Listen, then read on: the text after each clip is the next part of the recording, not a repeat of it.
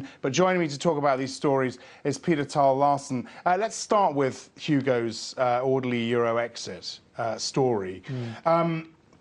Just take us through Hugo's thinking here. This is about how difficult an orderly exit is, but he then goes through the different options and the different scenarios. Well, this is a response to Simon Wolfson, the UK businessman who's offered £250,000 as a prize to anybody who can come up with a plan for an orderly Euro breakup. Yeah.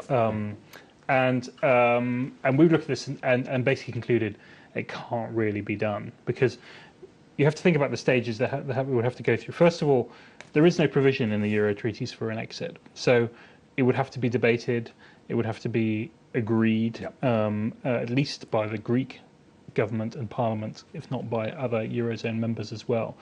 And that would create tremendous uncertainty for anybody in Greece who has a euro-denominated asset, bank deposits, loans, and it would basically prompt probably a run on the whole country. In order to prevent that, Greece would have to kind of probably try and restrict bank withdrawals. It would have to restrict capital flows. It would have to kind of maybe block its borders and various other things. So that in itself will be very difficult. You then have the knock-on effects of that, which is that at the same time people will start worrying about Portugal, about Ireland, about Spain, about possibly even Italy, and you would then have potentially massive. You would have to have on the Eurozone level, you would have to have some kind of preemptive announcement that basically said this is just a Greek problem, we're protecting everybody else.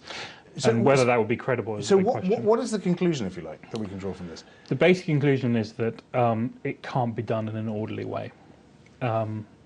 It's basically, it's virtually impossible. I mean, so how would you then manage a disorderly exit? Well, I think the Eurozone would have to decide, the Eurozone governments, the remaining Eurozone governments and the ECB would have to basically decide where they wanted to build the wall. Yeah. So, and who's in, who's out, and does Portugal remain in? Does Ireland remain in? If they remain in, and presumably would choose to remain in, does their debt need to be restructured in the meantime?